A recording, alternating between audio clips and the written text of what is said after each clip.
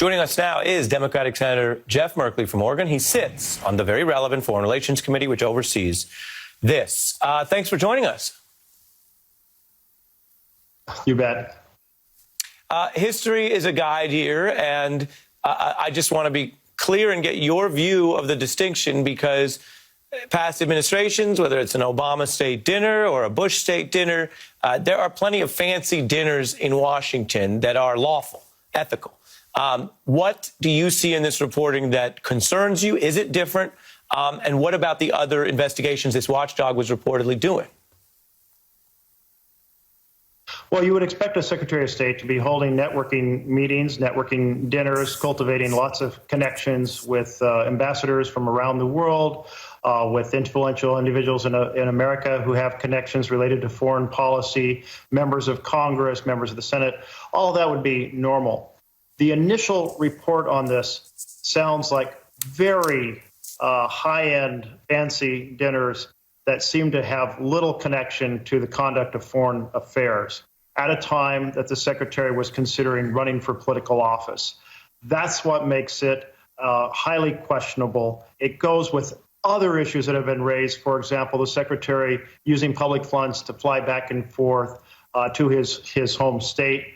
And of course, this bigger issue in which he fired the inspector general. Mitch McConnell, who does lead the Senate you're in, completely defending this. Take a listen. Yeah, look, he is certainly within his authority. He gets to hire and fire under the Constitution all people in the executive branch. He has the full authority to hire and fire under the Constitution.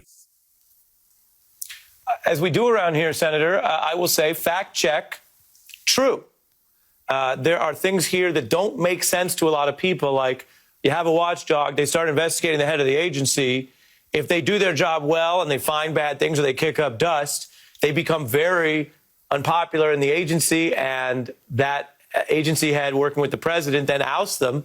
I could see a lot wrong with that, but whether that looks wrong and is illegal or unconstitutional are two different things. So I'm curious about what Mitch McConnell says here, your reaction, and whether it is a problem with the law that it is easy enough to remove these individuals. I will add as a footnote, we had Matt Schlapp, a big defender of the president, on, and I pressed him about this and said, well, was this even a firing? Should it be a firing for cause? Because technically they could just get him out. And he actually said, yeah, that would probably be a better system, more independent. So how much of this, in your view, is a problem with the law versus a problem with Trump? Well, what we have here is a wholesale attack on the structure of the Constitution, which involves a balance between the branches, checks and balances, and the president is systematically dismantling that. First of all, not letting people testify on Capitol Hill. Second, blocking documents. Third, attacking whistleblowers.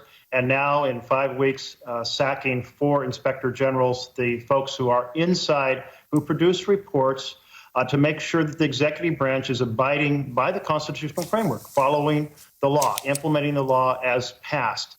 And then we have the personal ethical side of this as well, in which a Secretary of State under investigation for personal acts, under investigation for a potential misuse of emergency power to sell $8 billion of arms to Saudi Arabia, which Congress was very concerned about because of the war in Yemen and because of the assassination of Jamal Khashoggi working for the Washington Post. Those are 3 big issues all tied into this moment. But let me press you on that, though. I think anyone listening to you would go, wow, that sounds bad. But you don't maintain that the president doesn't have the authority under federal law to remove these watchdogs, do you? No, I do not. So having the authority to do it, but we have a responsibility to sustain the balance between the mutual accountability, if you will, between judiciary, executive, legislative. The founders of our Constitution designed that because they were concerned about an imperial presidency, the tendency of someone in this new republic to want to become a king outside the reach of law. And but This is my final question to you on solutions. On solutions, Senator, if your side took over and you were running the Foreign Relations Committee, if you had a Democratic president, that's what Joe Biden wants to be, would you support changing these laws to give the independent watchdogs the independence that other officials have? There are people in the lower levels of the FBI who can't just be personally fired by the president. Would you support that change, or wouldn't you not go that far?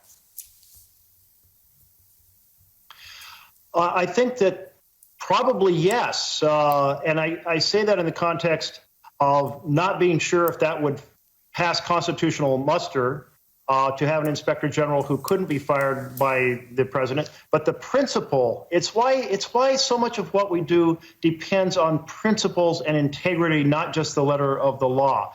We need every president, including this president, to respect why we have inspector generals. They are supposed to do investigations and look at things that look questionable, to inform the American people, to inform Congress. So changing the law is one approach, and perhaps we can do that and do it constitutionally. But the other is to create enough public awareness and backlash to say this conduct is unacceptable. Understood. And it's really interesting. You guys in the Senate, what do you call this? A colloquy? I appreciate the back and forth, sir. Yes, we do call it a colloquy, and we need a lot more colloquy on the floor of the Senate about these types of issues and how to save the framework of our republic. Well, I appreciate you going big picture with it. I wish you luck on that. It was former President Obama who famously said people tell him to have a beer with Mitch McConnell, and he would joke, "You have a beer with Mitch McConnell." But yes, I urge you to have a colloquy and a social distance beer at your next opportunity. Senator Merkley, thanks for the conversation. These are big topics. I appreciate it. We have a 30-second